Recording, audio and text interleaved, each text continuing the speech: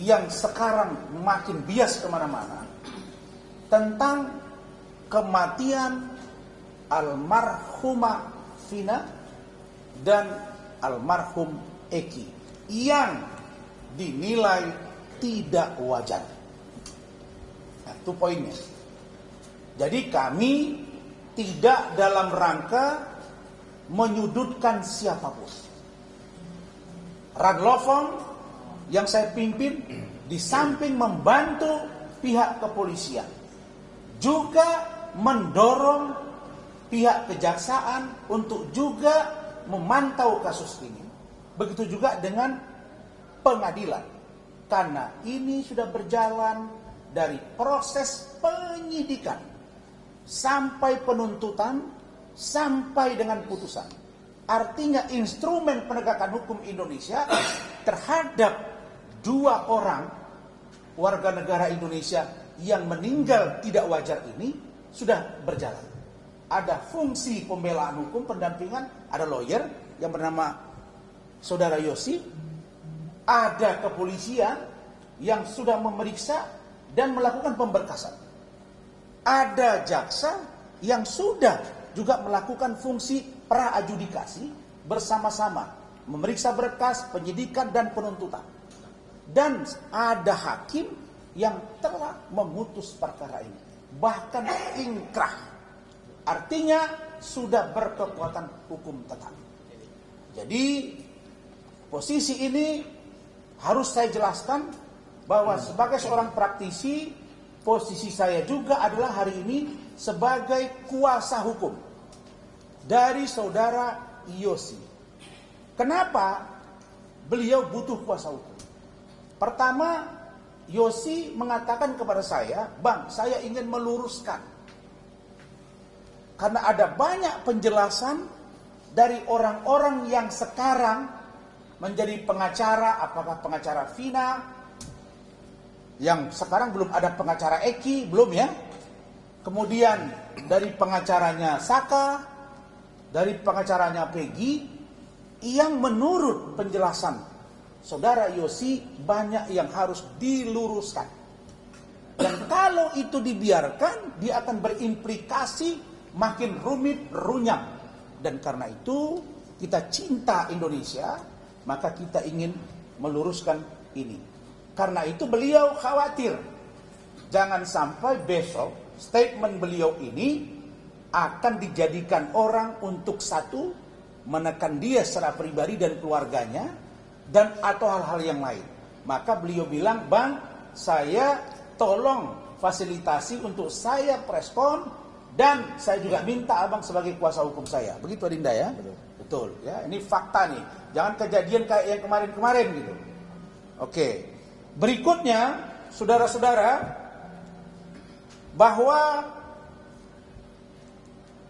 penjelasan setelah disampaikan oleh saudara atau Adinda Yosi ini, saya akan coba nanti mempertajam untuk substansinya bisa lebih membantu keterangan dari Adinda Yosi. Dan saya percaya hari ini Bapak Presiden, Pak Jokowi, Bapak Wakil Presiden, Pak Kapolri, Pak Jaksa Agung, sampai para hakim Mahkamah Agung pasti menyaksikan kasus ini. Apalagi ada perintah sudah dari Bapak Presiden, usut sampai tuntas. Itu poin pertama yang akan dijelaskan oleh saudara Yosi. Poin yang kedua, sesuai dengan undangan saya akan menjelaskan tentang benar nggak sih keterlibatan anak jenderal. Ini kami lakukan berdasarkan penelusuran. Wajar dong saya melakukan penelusuran karena saya praktisi hukum, saya punya tim, dan saya sering diminta pendapat oleh media. Jadi kalau saya tampil, saya mesti punya data. Karena praktisi hukum harus mendalami seluruh data secara komprehensif, bukan sepihak. Nah, karena itu maka saya akan menjelaskan berdasarkan penelusuran kami, apakah benar ada anak jenderal yang terlibat dalam persoalan ini? Apakah benar ada cucu jenderal yang terlibat dalam persoalan ini? Apakah benar ada anak bupati di salah satu kabupaten kota di Jawa Barat yang terlibat dalam persoalan ini? Berdasarkan tracking kami, nanti saya akan jelaskan. Itu 2 poin yang kedua. Ini namanya bantu penegak hukum. Jangan lu ngomong di luaran jadi bias kemana-mana.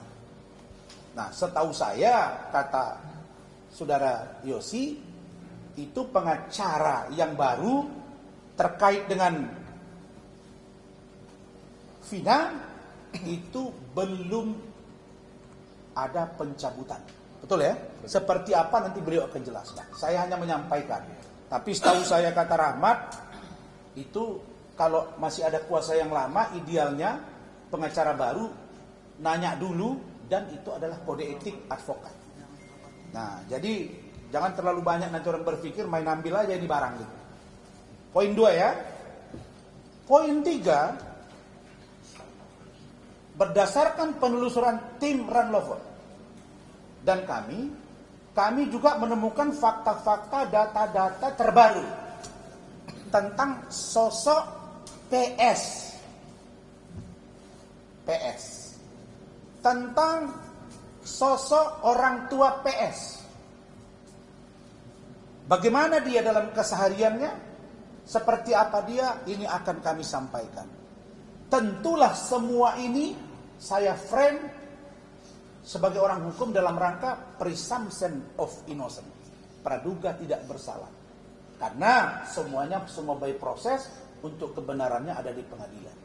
Makanya menjadi aneh hari ini kalau putusan pengadilan justru melebar kemana-mana.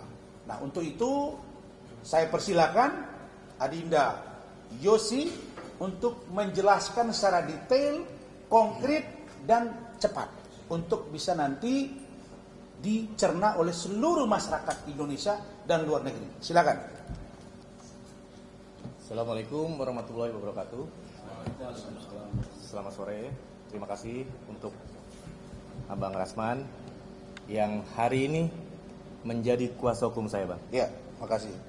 Terima kasih juga sudah menjembatani saya dalam press conference ini. Iya. Karena buat saya orang daerah, Bang. Iya. Kalau nggak ada Abang, ke siapa lagi? Pasti. Ya, oke. Saya akan menceritakan perkara almarhum Eki dan Vina di tahun 2016. Oke. Saya dikuasakan oleh orang tua almarhum Eki dan Vina di tanggal 19 September 2016.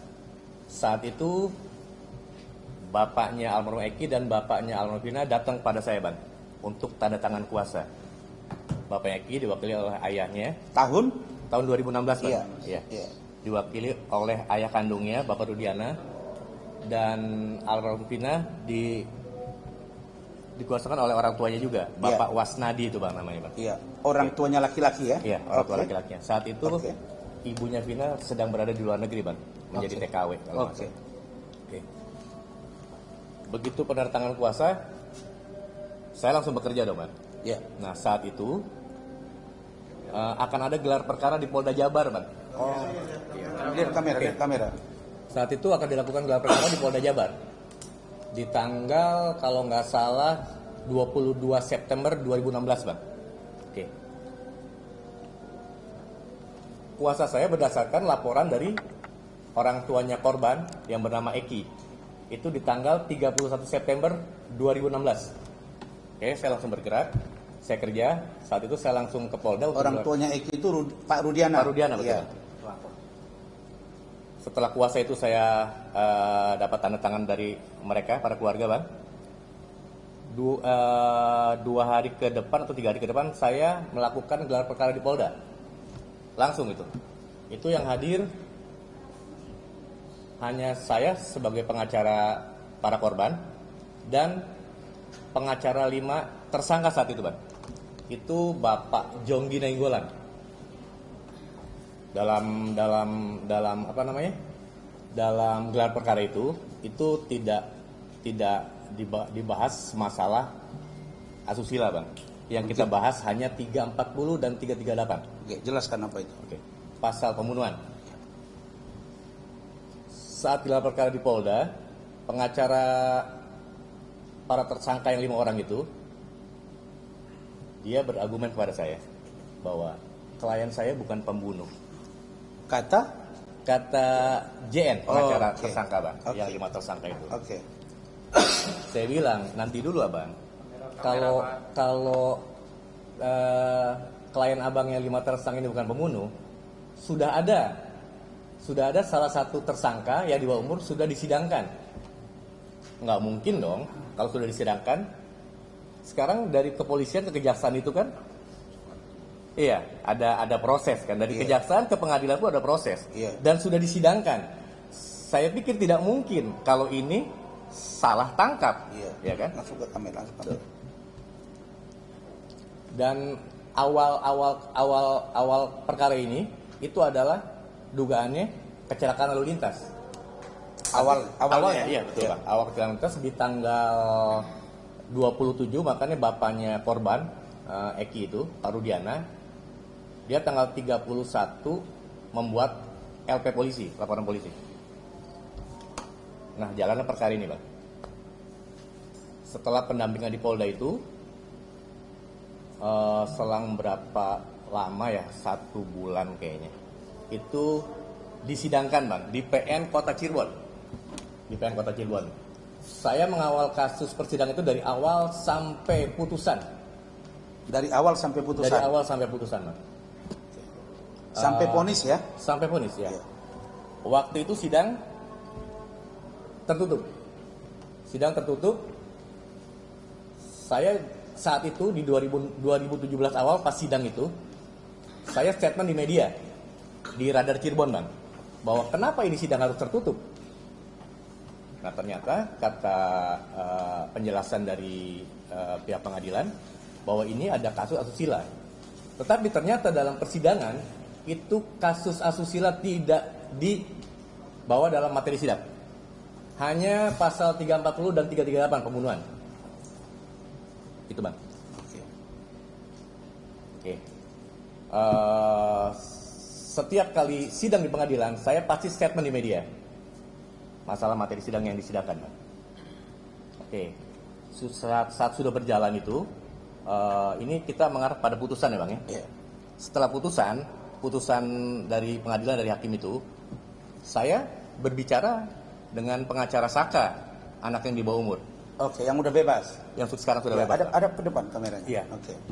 Dia itu kan vonis 8 tahun. Nah, saat vonis itu saya berbicara dengan pengacara Saka itu. Dia bilang, saya akan banding, Bang. Pengacaranya siapa namanya? Ibu Titin. Ibu Titin. Ya. Dia akan banding, silakan. Tapi bandingnya itu bukan masalah salah tangkap, tetapi banding itu terhadap vonis yang 8 tahun. Yang saya tahu dari Undang-Undang Perlindungan Anak itu maksimal anak itu kan 3 tahun 6 bulan. Iya. Jadi dia mau merubah vonis itu menjadi vonis yang 3 tahun 6 bulan itu, Bang. Jadi bukan salah tangkap ya? Bukan, waktu itu tidak. Bukan seperti yang berkembang selama ini. Tidak ada bahasa salah tangkap saat itu. Dan saat itu, ingat Bang, pengadilan itu lancar-lancar aja loh. Nggak ada masalah di pengadilan PN Kota Cirebon. Masalah itu terjadi waktu pertama sidang karena tertutup. Banyak masyarakat yang mau melihat siapa sih sebenarnya pembunuh-pembunuhnya itu kan. Muka-mukanya mereka mau lihat. Tetapi mereka kecewa karena sidang tertutup. Makanya waktu itu saya langsung statement di media, Bang. Harus sidang terbuka karena ini kan kasus pembunuhan. Harus terungkap jelas. Waktu putusan pun mereka banding itu loh. Makanya saya kaget waktu 8 tahun ke depan ya, Bang ya. Begitu ada film tentang 7 hari meninggalnya Vina, kok bermunculan statement-statement yang bahwa ini adalah salah tangkap. Saya sempat menelpon Ibu Titin, kalau salah tangkap gimana, saya bilang. Ini kan posisinya saat itu di 2016, kenapa Anda tidak upaya hukum? Kalau misalkan Anda upaya hukum, Anda lakukan, berarti upaya hukum itu kalah dong, ditolak dong, Bang. Posisinya, upaya hukum pasti ditolak karena putusan mereka itu tetap yang 7 orang itu seumur hidup dan yang 8 tetap di 8 tahun. Itu menurut kita para lawyer ya, Bang ya. Iya. Mungkin itu aja Bang. Baik, pertanyaan saya supaya langsung kita di sini. Pada waktu itu 2016 itu berkas perkaranya itu ditarik ke Polda Jawa Barat. Polda Jabar. Polda Jabar. Ketika gelar perkara itu, di situ yang justru dibedah itu adalah tentang pembunuhan berencana. Pembunuhan berencana 340 dan 338 Bang. Tidak ada kaitannya dengan urusan perkosaan. Tidak. Tidak ada ya. Baik. Ketika kasus ini disidangkan dan atau masih proses di kepolisian, ada tidak kekacauan, kegaduhan seperti yang sekarang ini sehingga banyak pihak menganggap bahwa ini ada putusan yang keliru, mystery of justice kira-kira begitu? Ada nggak waktu itu kekacauan, keributan dan lain-lain? Tidak ada Bang. Tidak ada. Cuman saat di persidangan itu para pelaku ini Bang yang dulu Iya. terdakwa itu emang keterangannya kalau hakim menjawab dia selalu apa ya? Selalu melenceng-melenceng yang saya lihat. Melenceng. Iya. Oke. Sekarang kita masuk ke DPO. Iya. Ketika di persidangan itu DPO-nya seperti apa yang Yosi dengar? Baik dari pelaku tersangka, terdakwa, ya yang sekarang jadi terpidana, bagaimana ceritanya? Ada yang bilang 3, ada yang bilang 1, atau seperti apa? Waktu saya mengawal sidang itu memang terdakwa itu ada 11 Bang dalam persidangan. Terdakwa itu ada 11. Ada 11 betul. Oke. Nah, yang disidangkan 8 orang tuh 1 sudah lebih dulu kan yang di bawah umur, Ya. yang 7 itu menyusul. Saka maksudnya. Oke. Saka lebih dulu sidangnya Bang. Oke. Yang 7 nyusul itu. Oke. Dan yang 3-nya itu tetap DPO. Ada 11 orang. Tetap DPO. Iya, ada 11 orang terdakwa saat itu Bang. Ada 11 orang terdakwa, tapi yang datang tuh hanya 3. Maaf, yang datang itu hanya 8 di situ. 8 itu Bang. 3 itu tidak. Tidak. Oke.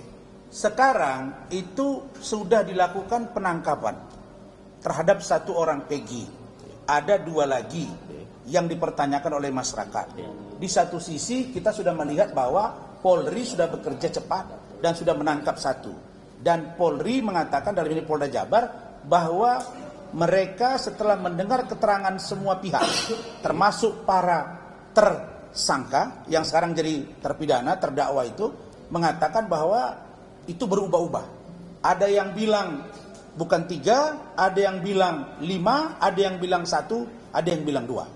Nah, itu yang kamu tahu seperti apa? Saya tegaskan dalam press conference ini Bang, bahwa DP itu ada 3 Bang.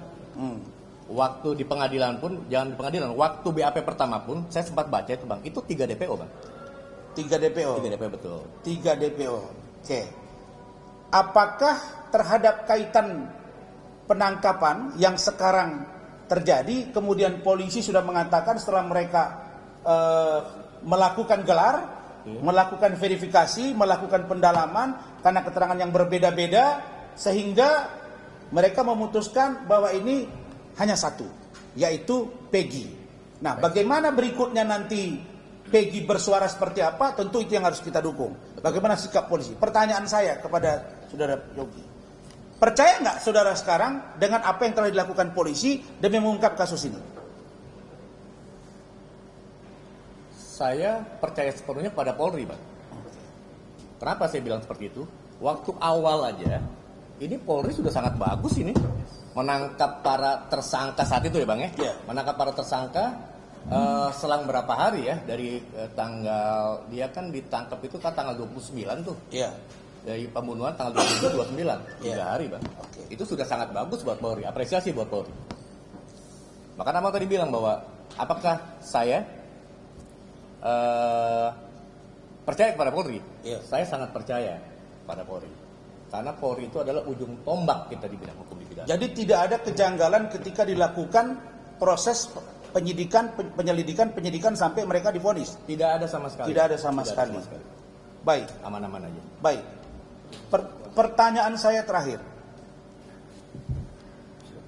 Masalah surat kuasa bagaimana sebenarnya?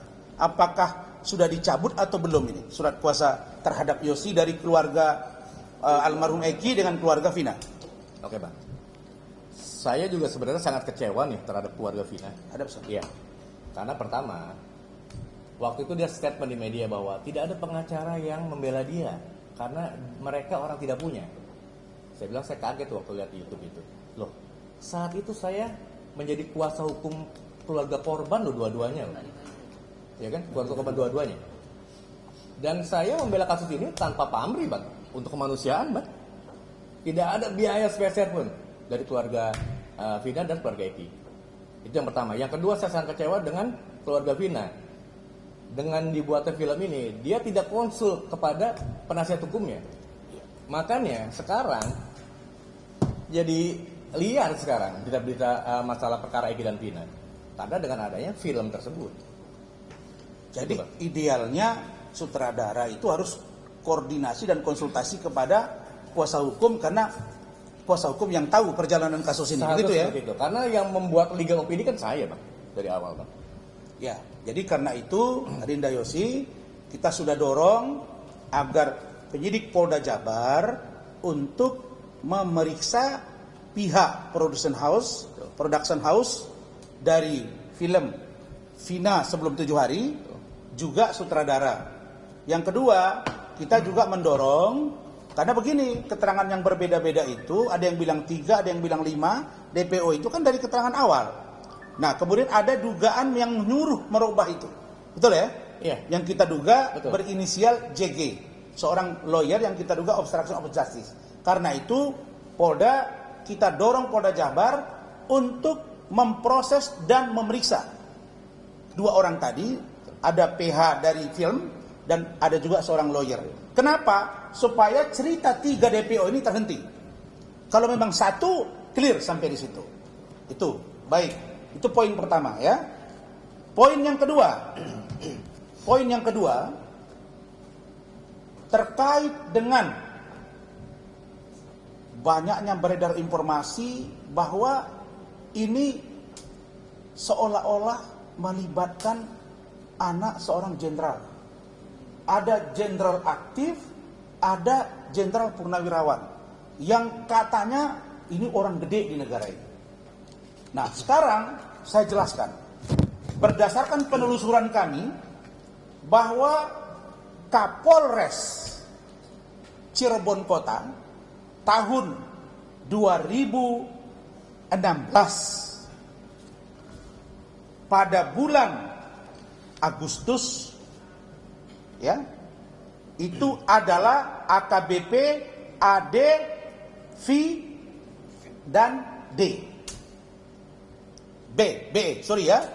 Inisial A, V, Victor ya, B. Ini Kapolresnya 2016. Dan sebelum beliau menjadi Kapolres, ada seorang Kapolres juga berinisial AKBP IJ, India Jenggo.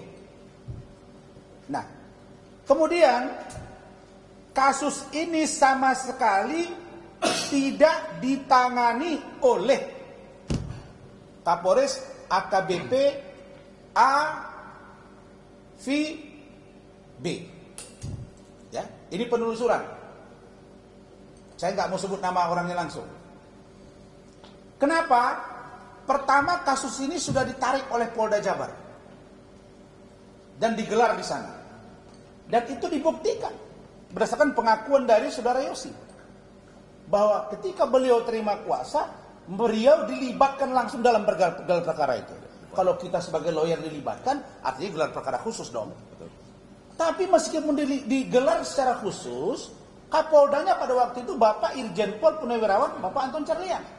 Beliau mengatakan pada waktu itu tidak ada hal yang menjadi sangat atensi publik sehingga harus turun tangan dengan sedemikian rupa seperti sekarang. Hanya berjalan normal, hanya saja kenapa ditarik dari Cirebon Kota ke Jawa Barat, Polda Jabar, karena salah satu korbannya adalah anak polisi, yaitu Bapak Rudiana. Jadi keluarga dari pihak pelaku dan yang lain-lain ketakutan. Udah tarik aja ke Bandung, Polda Jabar. Itu dasarnya. Bukan karena atensi publik atau ada kegaduhan di sana. Oke. Berikutnya, ada yang menyebut, ini anak jenderal itu. Anak jenderal A, V, B. Di sini jelaskan kepada saya berdasarkan data, pada saat itu anak beliau baru berumur 2 tahun. Tidak mungkin dong anak 2 tahun ikut geng motor. Jadi biar clear nih, jadi kalau lawyer itu, praktisi hukum itu, kasihlah logika-logika hukum untuk memperbaiki dan membantu pihak penegak hukum. Jangan menggiring-giring sampai sekarang Prapin nggak jadi-jadi ini barang. Kemudian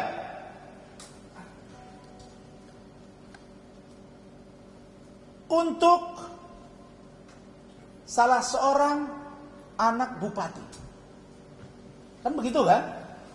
Anak bupati, dan ini dikait-kaitkan dalam satu rangkaian yang katanya ini kerabat. Pada saat yang bersamaan, kalau disebut anak bupati inisial NA, ketika dicek pada saat itu anak inisial NA sama sekali berdomisili di kabupaten tempat domisili dia, bukan di Cirebon. Bukan di Cirebon. Dan umurnya pada waktu itu sekitar 16 tahun. Dan saat ini anak tersebut memang sedang mengikuti pendidikan di Akademi Kepolisian. Tapi dipastikan dan keluarganya siap mempertanggungjawabkan bahwa sama sekali anak dari bupati dimaksud sama sekali tidak terlibat. Tapi sebagai lawyer profesional, kami hanya menyampaikan data yang kami tahu tanpa menuduh. Silakan didalami ini. Kan begitu.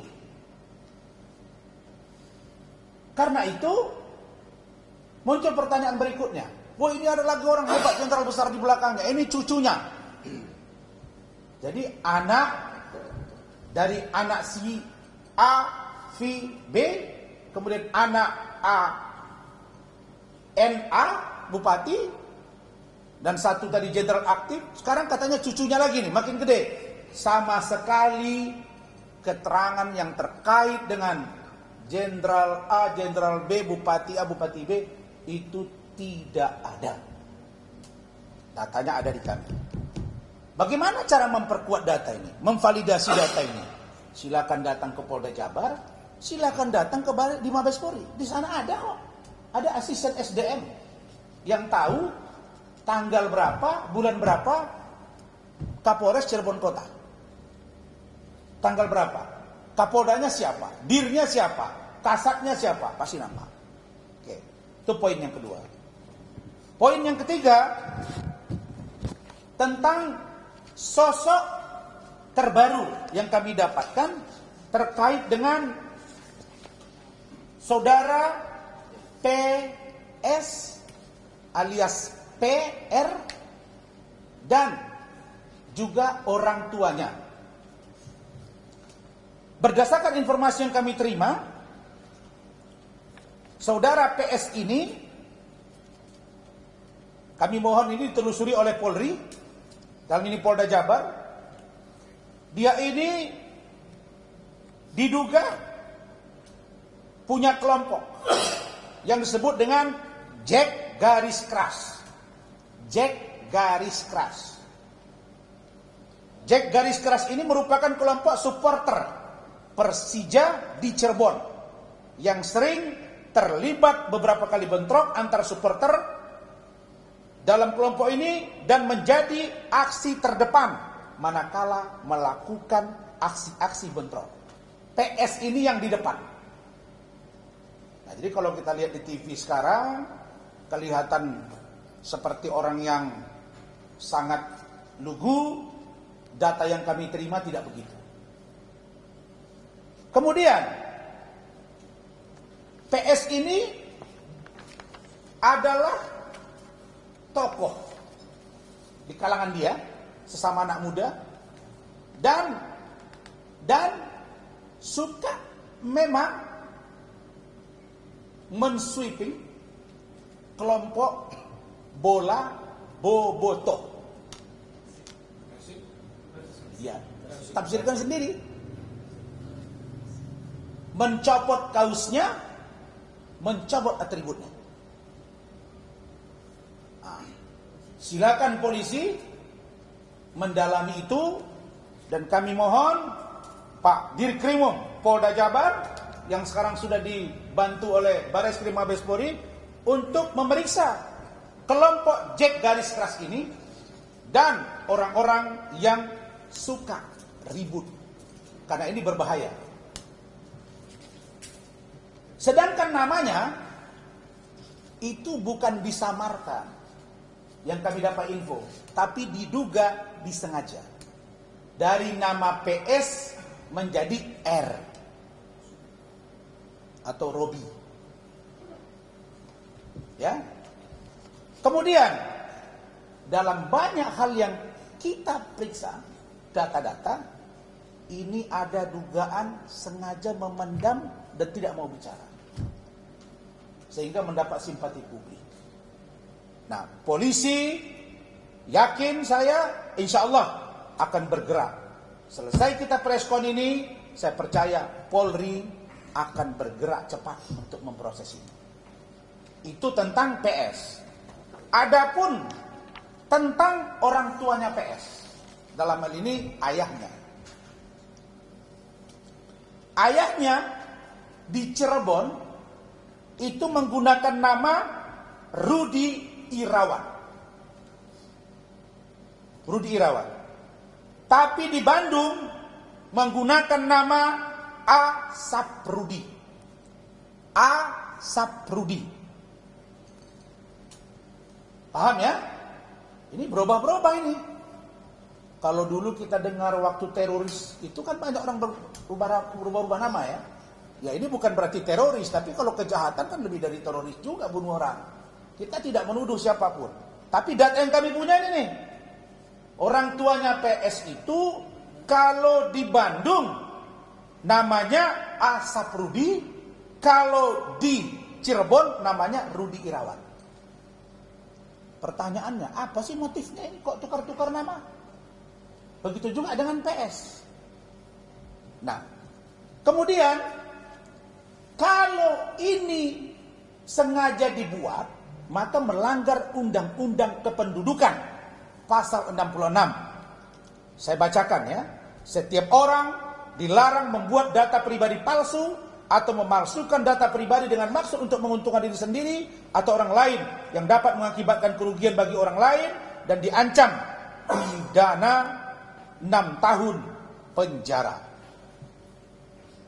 Saya mendorong agar penyidik Polda Jawa Barat, dalam hal ini Dirkrimum Polda Jabar, Bapak Kombes Surawan, untuk memeriksa saudara R.I. Rudi Irawan atau A. Saprudi atau ayah PS. Saya nggak ngerti yang mana yang benar ini. Tapi informasi yang kami dapat, beliau diduga ber-KTP ganda. Nah, ini akan terbuka tadi. Nah, inilah beberapa poin-poin rekan-rekan semua yang perlu saya sampaikan. Saya berharap kalau ada kuasa hukum dari pihak Vina yang dari sebelah ya, dari pihak Peggy dan lain-lain, tolonglah. Kalau ada undangan dialog di media, apakah di podcast, apakah di TV, atau apakah namanya, yang bersifat uji pemikiran terhadap kasus yang ditangani, datanglah. Jangan nggak datang. Jangan nggak datang. Karena menguji berkilaunya berlian yang di tangan saya, ini berlian ini, akan dilihat dari berlian tidak berkilau atau tidak otak saya. Saya kecil-kecil berliannya, tapi saya percaya, mari kita duduk untuk menguji sejauh mana berkilau cincinmu dan cincin saya, otakmu dan otak saya. Tapi dalam rangka membedah dan mencari solusi, memproses agar kasus Vina dan Eki bisa selesai. Ingat, suksesi proses pergantian kepemimpinan nasional Oktober. Bayangkan kalau ini tidak selesai, ini jadi hutang. hukum politik, hutang hukum dari Pak Jokowi, dan Pak Prabowo pasti juga tidak mau ada beban. Apalagi ini keberlanjutan. Saya percaya Pak Jaksa Agung pasti sudah bertindak benar dalam pengawasan. Saya tahu Pak Jaksa Agung orang jujur dan seluruhnya berjalan dengan benar. Hakim sudah berjalan dengan benar. Sekarang perlu diproses JN yang diduga mempengaruhi, merubah, menyuruh membuat keterangan berbeda. Yang kedua, bagaimana memeriksa PS secara utuh. Yang ketiga, orang tuanya. Dan yang terakhir, bagaimana kita meramu agar ini semua cepat selesai dengan baik. Barangkali itu dari saya, dan untuk penjelasan ini saya sampaikan. Dan ada yang mau sampaikan, Mak? Sedikit? Silakan, singkat ya. Baik, Assalamualaikum warahmatullahi wabarakatuh. Terima kasih Pak atas kesempatan yang diberikan kepada saya. Baik, teman-teman media, saya singkat aja informasi yang mau saya berikan. Pertama, bahwa kita, karena kami ini adalah bagian dari penegak hukum, harus memberikan pencerahan kepada para netizen, harus memberikan pencerahan kepada masyarakat, ya kan? Terkait dengan isu Vina ini. Teman-teman, satu yang harus kita pahami bersama, perjuangan kita adalah justice for Vina dan Eki, ya kan? Saya pikir itu poinnya. Keadilan itu untuk Vina dan Eki, bukan yang lain. Itu dulu yang pertama. Lalu kemudian, apakah keadilan untuk Vina dan Eki ini sudah terwujudkan hari ini oleh penegakan hukum Indonesia? 80% sudah. Kenapa saya bilang 80% sudah? Karena 8 pelakunya sudah diadili. Dan ini sudah inkrah dan diputus oleh pengadilan. Dan dinyatakan secara sah dan meyakinkan mereka melakukan bersalah atas perbuatan pembunuhan berencana dan juga pemerkosaan. Kalau saya baca di putusan, ada perbuatan pemerkosaannya. Apa yang mendalilkan atau meyakinkan hakim kenapa ada pemerkosaan di sini? Karena di dalam mohon maaf agak vulgar, vagina Vina itu terdapat sperma. Dan ini berdasarkan alat bukti surat forensik. Itu kenapa sampai kadar situ. Baru kemudian teman-teman, perihal dengan Peggy hari ini, saya pikir kita harus melihat ini secara fakta. Apakah ada kriminalisasi terhadap Peggy? Ya kan? Jangan terburu-buru kita menyimpulkan. Yang dikatakan kriminalisasi adalah ketika seseorang dipersangkakan, kriminalisasi terhadap dia, itu misalnya dia tidak diperbolehkan didampingi oleh pengacara. Itu yang pertama. Kedua, dia tidak diperbolehkan menghadirkan saksi ada cara. Ini yang dikriminalisasi sebenarnya itu kantor hukum kami. Saya boleh sebutkan Pak Rasman sebenarnya yang dikriminalisasi. Dalam beberapa perkara, kami tidak diperbolehkan menghadirkan saksi ada cara. Sampai pada akhirnya Pak Rasman tersangka. Ini yang namanya kriminalisasi terhadap seseorang yang disangkakan untuk melakukan perbuatan gitu. Tetapi terhadap Eki, dia hari ini berdasarkan informasi yang kami himpun, 68 pengacara sudah mendampingi dia. Artinya apa? Penyidik hari ini sangat fair. Penyidik memberikan ruang pembelaan kepada Peggy untuk membuktikan apakah benar dia yang disangkakan terhadap pembunuhan Eki dan juga Vina. Kan begitu. Kemudian ruang terhadap orang salah tangkap itu secara hukum ada. Ada yang namanya pra-peradilan. Silakan pihak kuasa hukumnya 68 orang tadi, saya pikir yang namanya pengacara membuat permohonan pra-peradilan 1 hari pun tidak sampai. Saya pikir itu. Kalau memang secara fakta bisa dibuktikan bahwa dia bukanlah orang yang harusnya disangkakan terhadap perbuatan ini, atau ada secara maladministrasi yang dilakukan oleh penyidik salah dalam proses penetapan tersangkanya. Kan ini ruangnya. Tetapi apakah dia pelaku atau tidak, itu tidak bisa diajukan dalam pra-peradilan karena ini masuk ke dalam pokok perkara. Ini pembuktiannya pada persidangan. Artinya, silahkan mereka hadirkan saksi-saksi adicat mereka untuk membuktikan apakah ini dia terbukti bersalah atau tidak. Yang kemudian semuanya kita harus fair. Kita serahkan kepada hakim yang menentukan apakah dia bersalah atau tidak. Terakhir, teman-teman, saya berpesan, mari kita baca putusan itu secara gamblang, secara keseluruhan terhadap 8 terpidana ini. Kenapa saya bilang kita harus membaca putusan itu? Di dalam putusan itu, para pelaku ini semua memang sangat-sangat tidak kooperatif. Tidak ada satupun para pelaku yang mengakui perbuatannya. Dihubungkan dengan putusan tadi yang sudah ingkrah, padahal mereka jelas melakukan bersalah. Kan begitu. Saya khawatir ini jugalah yang digunakan oleh Peggy untuk menutupi perbuatannya begitu. Makanya kita hari ini harus berada pada posisi yang fair. Biarkan ini berjalan sampai pada waktunya nanti akan diputuskan. Saya pikir itu, Pak. Baik, terima kasih. Jadi closing statementnya, sebelum ada pertanyaan jika ada, tadi jelas penjelasan dari Saudara Yosi bahwa kuasa hukum Saka, anak di bawah umur yang divonis 8 tahun itu, dia bukan melakukan upaya hukum protes misalnya karena kasus apa? Karena salah tangkap. Tapi karena dia keberatan dengan vonis. Ini berbeda nih dengan keterangan dia kemarin di TV atau di media online yang lain atau cetak.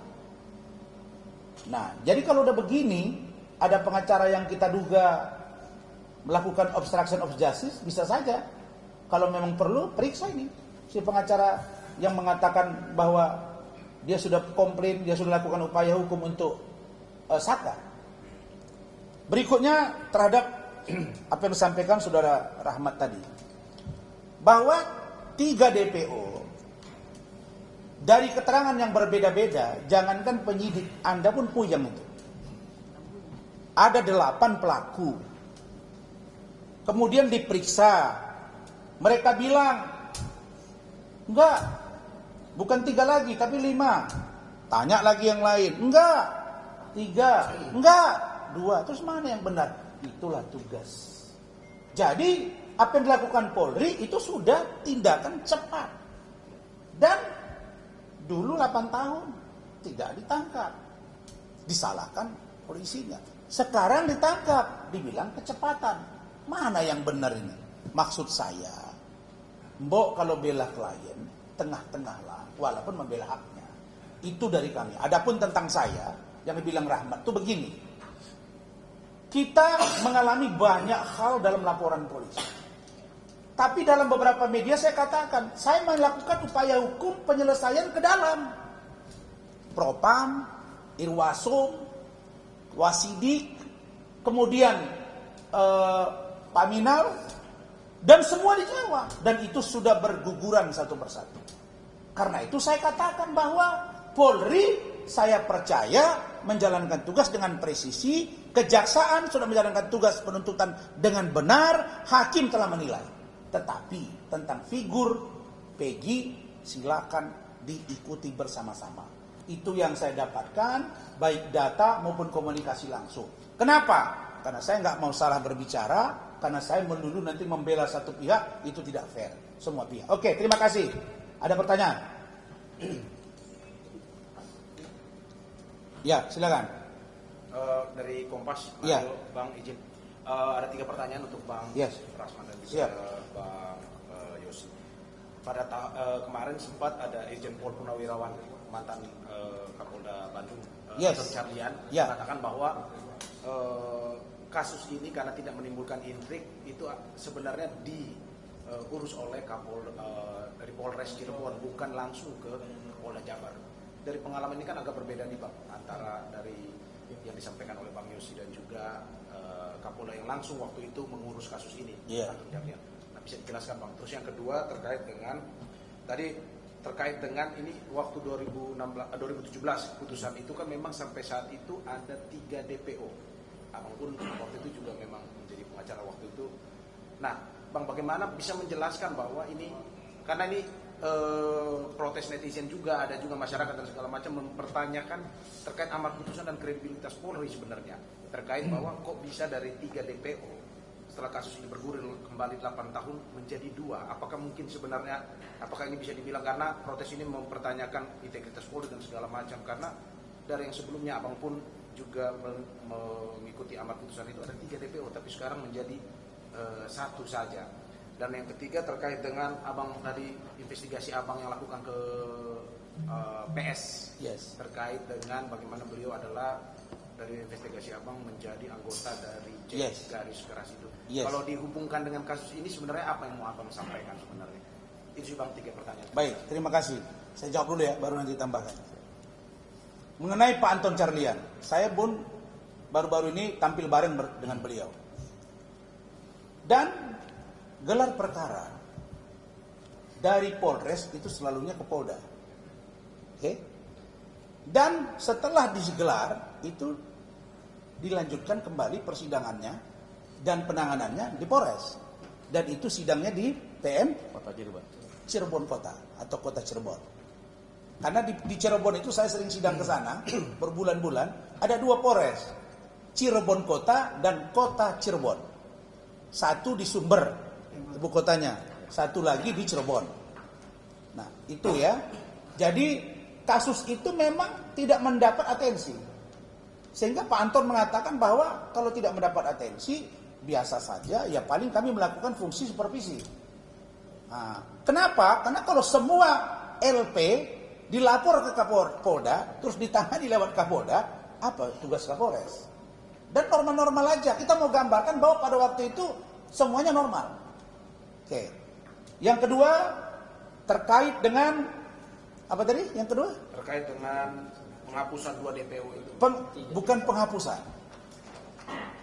Saya sudah cross check ke Polda Jabar bahwa mereka tidak menghapus 2 DPO.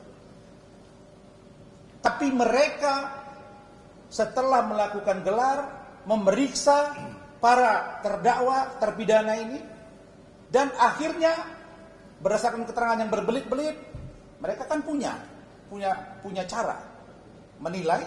Mereka memutuskan, mendekat ke satu nama, itulah Peggy.